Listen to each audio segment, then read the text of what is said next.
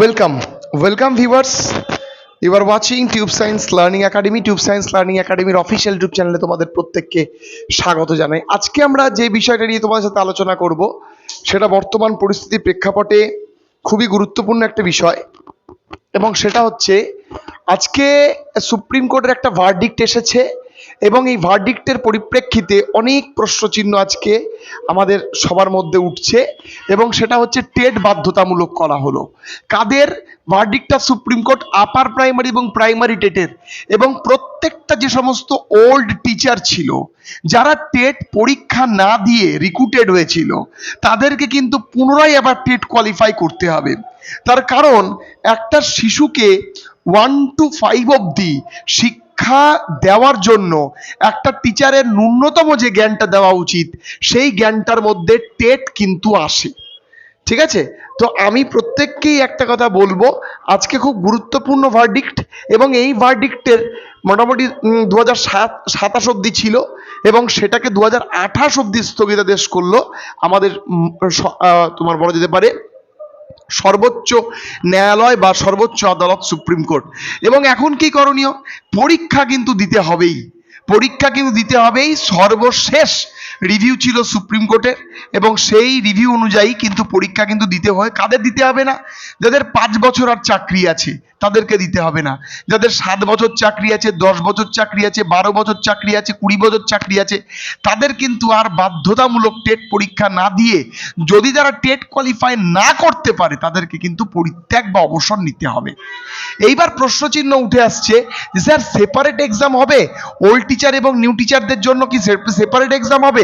দেখো আমি একটা কথা বলি, সেপারেট এক্সামের যে কথাটা বলা হচ্ছে, এই সেপারেট এক্সাম হতো যদি দেখা গেল আমাদের মাননীয় মুখ্যমন্ত্রী মমতা বন্দ্যোপাধ্যায় থাকতো। তার কারণ 2014 থেকে কোয়ালিফাইড যে 16-17 যারা সে যে রিক্রুটমেন্টটা করেছিল তার মধ্যে দুর্নীতিতে প্রচুর পরিমাণ দুর্নীতি আছে। যাদের টেট পাস তো দূরস্থ, তারা 20 পাওয়ার যোগ্যতা বা 25 পাওয়ার যোগ্যতা নেই। প্রচুর ভালো টিচারও আছে, প্রচুর যোগ্য মানের টিচারও আছে, তার মধ্যে সোর্সের মধ্যে অনেক ভূত লুকিয়ে রয়েছে, এ কথা কেউ অবিশ্বাস করতে পারবে না।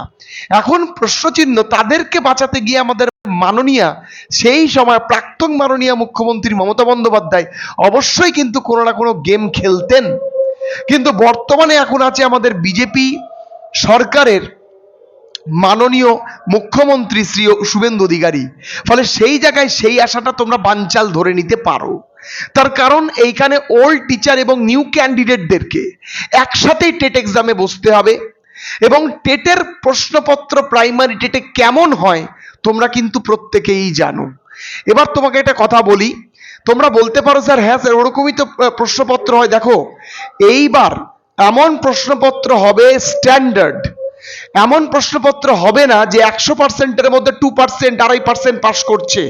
তার কারণ সেই পরীক্ষার পেছনে একটা বিশেষ উদ্দেশ্য ছিল।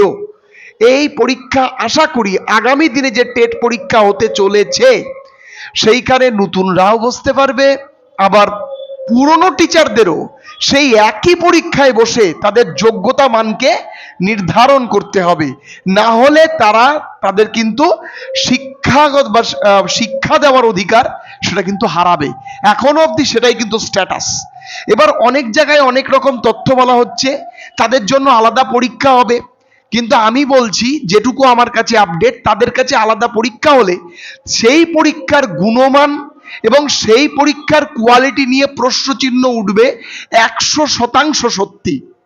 ফলে সেই জায়গায় পুরনোদের এবং নতুনদের একই পরীক্ষায় বসার সম্ভাবনা 90%। যদি অন্যথায় পশ্চিমবঙ্গের বর্তমান রাজ্য সরকার অন্য কিছু করে, এবার যারা যারা আছে তারা পূর্ববর্তী সরকারের আমলে চাকরি পাওয়া, এদের মধ্যে অনেক টিচার। এবার তাই বলে এটা কোনো ভাবার দরকার নেই যে প্রশ্নপত্র প্রচন্ড ডিফিকাল্ট হবে।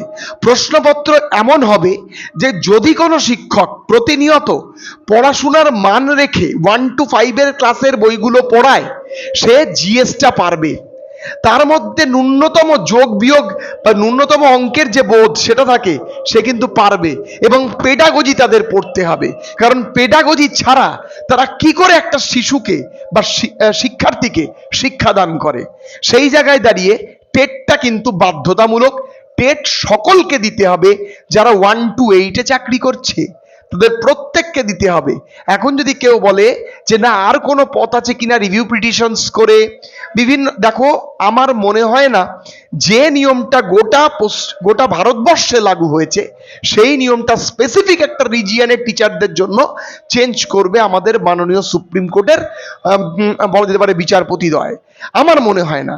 ফলে এই জায়গায় দাঁড়িয়ে একটা খুব গুরুত্বপূর্ণ তথ্য আমি স্বীকার করে নিতে পারি যে তোমাদের আগামী দিনে 26শে ডিসেম্বর বা 27শে এপ্রিল মাসের মধ্যে একটা প্রাইমারি টেট পরীক্ষা আর আপার প্রাইমারি টেট পরীক্ষা হওয়ার সম্ভাবনা তৈরি হয়েছে।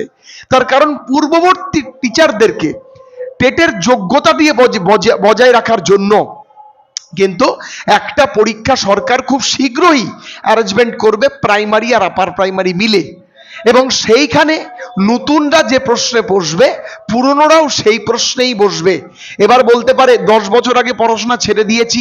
দেখো শিক্ষকতা এমন একটা পেশা, যে পড়াশোনা থেকে 100 হাত দূরে আছে সে আর যাই হোক খুব গুণমান প্রশিক্ষণ দেবে বলে আমার মনে হয় না। তার কারণ পড়াশোনা ছাড়া কোনো স্টুডেন্টকে পর্যাপ্ত পরিমাণে ভালোভাবে পড়ানো যায় না। এটা আমি আমাদের ব্যক্তিগত অভিজ্ঞতা থেকেই বললাম। তো যাই হোক, এটা হচ্ছে আজকে ডিটেলস নিউজ, এবং আগামী দিনে যারা নতুন ক্যান্ডিডেট তাদের জন্য কিন্তু আবার সুযোগ অপেক্ষা করছে। এবং যারা টিচার, যে সমস্ত মানে শ্রদ্ধেয় টিচাররা দেখছেন, তাদেরকে আমরা বলবো অবশ্যই আপনারা পেডাগজি পড়ুন। প্রশ্নপত্র এমন হবে যাতে আপনাদেরকে এলিজিবিলিটি রাখা যায়, কখনোই ব্যক্তিগতভাবে কোনো রকম ভাবে আপনাদেরকে বলা যেতে পারে ডিসকোয়ালিফাই করার মোডে কিন্তু কোন রাজ্য সরকার থাকবে না। এখন যদি আপনারা ভাবেন যে না আমরা কিছুই পড়বো না, যে আমরা আগের মতো নিয়ম নীতিতে চলবো, তাহলে সেটা কিন্তু আর সম্ভব নয়। তার কারণ সুপ্রিম কোর্টের রায় সহজে চেঞ্জ করা সাধ্য নয়। আশা করছি ভিডিওটির মারফত যে তথ্য আমি দিতে চেয়েছি আপনারা বুঝতে পেরেছেন। দেখা হচ্ছে পরবর্তী ভিডিওতে। সবাই খুব ভালো থাকবেন, সুস্থ থাকবেন। শুভরাত্রি।